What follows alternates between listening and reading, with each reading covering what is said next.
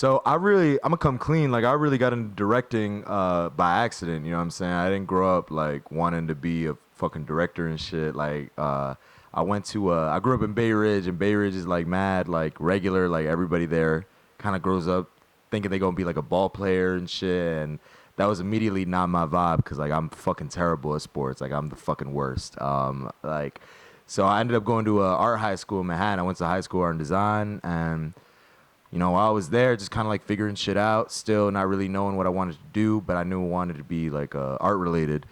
And I found the film program in my school, and I just fell in love ever since. Said fuck college, just kind of just grinded it out, paid my dues, and now I'm shooting my own film, work with like every artist you could possibly fucking imagine, and it's a dream. I'm like literally living my dreams every single day. It's fucking awesome.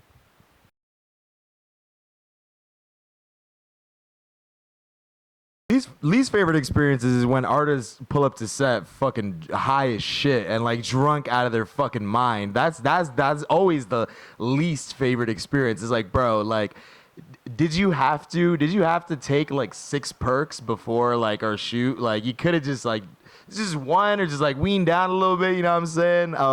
Those be all jokes aside, those are the worst experiences because I hate seeing a lot of these young kids, really fall victim to like drug abuse and shit. And like I feel like especially in rap and hip hop, we tend to like normalize drug use and shit, but it's really it's not a game out here. A lot of these kids fall victim to drug abuse. A lot of these young guys like lose their lives to that shit. I could name many people, but the first comes to mind is Juice World.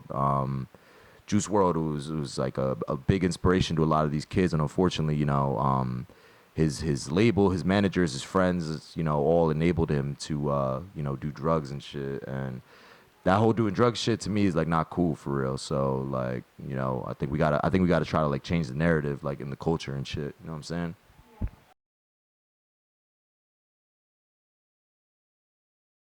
Understand, you gotta understand, every video I shoot is my favorite video, man, because it's just like every set and every project is like a new opportunity to just like try some new shit. You know what I'm saying? Like I'm at the point now where it's like I have the confidence to just like do whatever the fuck I want to do, and not really be really push for like innovative creative shit.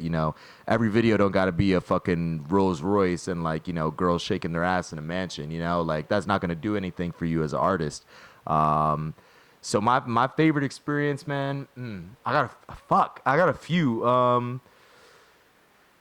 We did Run It Up for like Lil TJ. I think that shit got like 50 million views on like YouTube right now, and that was honestly like my first video experience for a major artist where we really had to push shit together in like 24 hours. I was in Atlanta shooting another video, and the label hit me up just kind of like on the whim, like, yo, TJ got this song. I don't got time to explain. It's on his album. We need this shit done like tomorrow. Can we put you on a red eye right now and get this done? And it was just a beautiful thing to see because I actually had another video shoot the same day, with another artist, and I basically shot 2 videos in one day, 2 big high production high art videos in one day. So that was definitely a great experience. I love Moray too.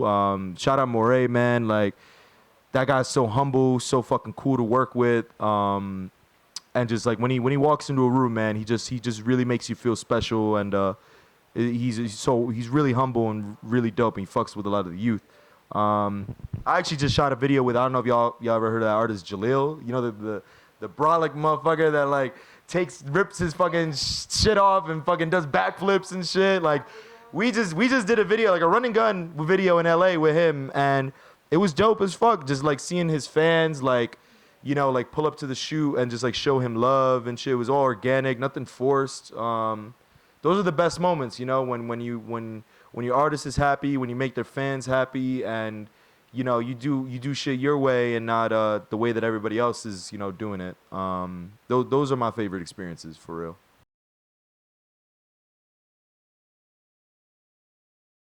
This is a topic I feel very passionate about, and this is something I think a lot of directors, creatives, producers, whatever be it, can relate to. But working with labels is both both a blessing and is both a challenge at the same time. You know what I mean? Like labels have the means and resources for me as a director to like really, make some dope shit. And I'm grateful. I've worked with like every major that you could possibly think of, and I got a lot of friends and family in there, people that have been supporting me from the start of my career. So I'm very grateful for that. But man, there's just this thing that's just synonymous with like every single label is just like they have a real serious problem with paying out the creatives and paying out the directors. I think as a director, you know what I'm saying? Like people don't tend to realize like how much work it actually takes to like put these videos together, how many man hours and how much stress that could actually put on somebody. And I don't think labels really understand that or really get that, because they're really bad at like paying out on time. You know what I mean? And my beef with, labels and like label execs and shit is like, at the end of every like brief they send me when I'm doing a project, what do they say at the end of it? It's like ASAP, we need this ASAP. It's like, well, keep that same energy when you go into, pay out your creatives or paying out your directors. Keep that same energy. You see, it's not a problem when the label fucks up or makes a mistake, but it's a problem when the kid from the block makes a mistake. When the kid who, grinded his way to the top, supported himself, supported his family on his own, that's when it's a problem, and that's my problem, really. I think we can change the narrative for sure. I think there's systems that we can, a friend of mine, Levi, he was a first AC, he actually recommended maybe there's like a universal payroll system that all these labels follow, and that would just help with getting these directors, getting these creatives paid out quicker. You take care of us, we're gonna take care of you. You know what I'm saying? There's really that. And fuck net 30s, fuck net 60s, fuck net 130s. Like, nah, nigga, pay me.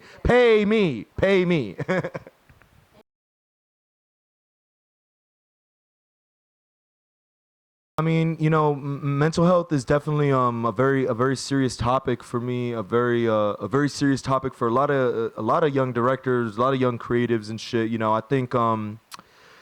I think people are a lot more open about it now, which is dope. But I think at the same time too, there should be kind of like resources for a lot of these artists at record labels. Like, I think labels should really be providing artists, therapy and counseling and shit like that, because it's not an easy job. We as directors have, we as creatives have, we as artists have, and you got a lot of pressure on your shoulders all the time, and it could be very taxing and very tolling on you. Me personally, like, unfortunately, like earlier this year, I fell victim to like a very deep depression, where I actually just kind of felt like giving up. But there was no like existential like threat or like crisis and shit happening. It was just really like me like not doing the things that every creative should, like go to the gym every day or go see a therapist or do the self-care and shit that's needed. And now I'm in a place where I feel like I'm the king of the fucking universe, you know what I'm saying? And I'm doing the things that every responsible creative should do, such as, the gym. I'm very passionate about fitness now, very big on therapy. I see a therapist twice a week. And I think we got to like normalize that shit for real. I think we got to know that, taking care of your shit and not being a fucking, nervous wreck all the time is a good thing. You know what I'm saying? It doesn't make you weak, doesn't make you any less of a person. It actually makes you a stronger, more responsible person. And you're going to realize like how much better you're going to be able to work once you put your mind at ease.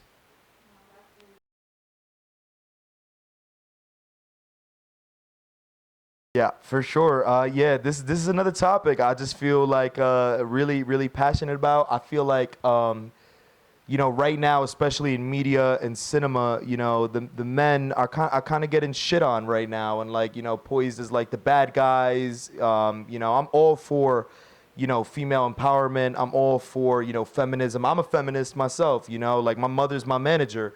Like I'm very close with my aunts. I'm very close with my grandma. Like those are like those are the important people in my life. But I think there's a stigma against men right now that, like men are like, we're all like assholes and demons or fuckboys or whatever it is. But I think there's a lot of men that are like that, and I think they fuck it up for like the genuinely good, good guys that like get their shit done and handled. You know what I'm saying? I think embodying positive masculinity means, it doesn't mean having a chain. It doesn't mean, rocking a bus down or like driving around in a Wraith and having, hella hoes and shit. Being a man really means like handling your business, you know what I'm saying? And looking out for yourself, looking out for the people around you, and showing gratitude, giving praise to God and shit, you know what I'm saying?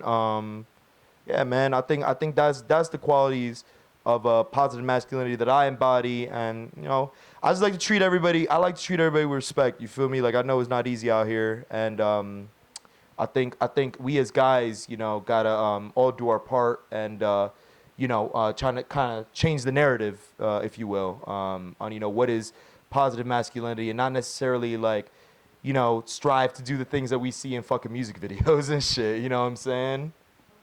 Yeah.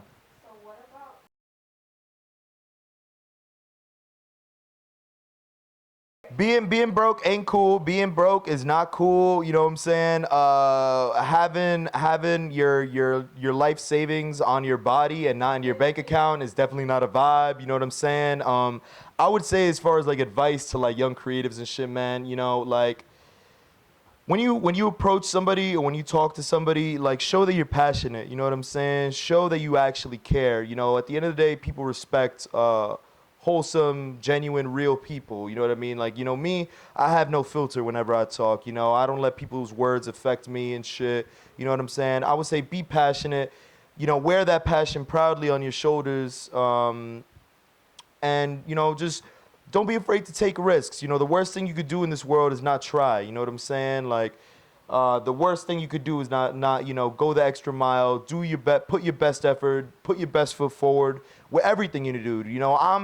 I care deeply about everything that I do in my life, everything down to my health, everything down to the work that I put out, everything down to, like, well, how's my family doing? How's everything doing? So, just care, put in the initiative, and whatever you're doing, like, whether it's directing, whether it's producing, whether it's, being a DP, always try to innovate, man. Always try to do something that's different, because it's a very competitive game. I don't know if y'all know this, but feel me, like, video editors and video production, that's like one of the hottest jobs to have right now. All these companies have all gone digital.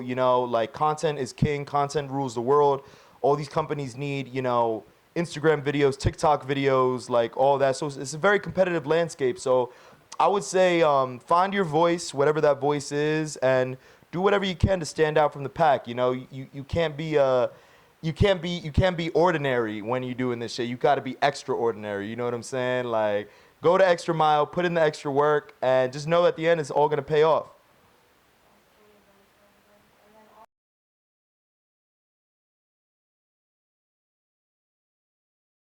Well, one of the most rewarding and one of the most empowering things you could do as a creative is work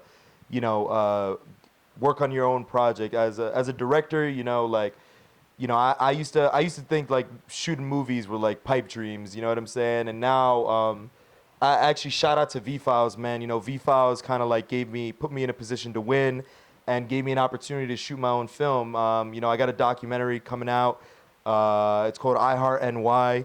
It's basically like a love letter to the city, told through the lens of all the poppin' artists, creatives, models, influencers, hustlers. It's very real. It's brutally fucking honest. As far as like political spectrum is concerned, I'm not a Democrat, I'm not a Republican, I'm an independent. I'm the kind of person that likes to see both sides of the coin. So I'm embodying that energy in the film. I'm actually the perfect person to make this kind of project, because you're gonna get a very non-biased, non-political agenda-y like point of view of the problems that face the city right now, and a lot of the issues that New Yorkers feel. And you're gonna hear the raw, unfiltered truth of like what's going on. And it's told through the lens of like all these amazing kids, man, and these amazing youth that's out here inspiring and changes the world. You know, New York, we are the fucking epicenter of the fucking globe. You know what I'm saying? People look to us for inspiration, and you know that's what we're gonna do here. We're gonna make something really dope, and there's gonna be a lot of suck my dick energy in it, like for sure. Like it's gonna be disrespectfully respectful, as I like to say it, and you know, that's just as New York as it gets. So you know, I'm really excited for y'all to see it. Thank you to all my fans and all my supporters and shit who've been behind me, like, you know what I'm saying, championing me, celebrating me, and you know, really helping me out and getting this done, because it's a team effort. You know what I'm saying?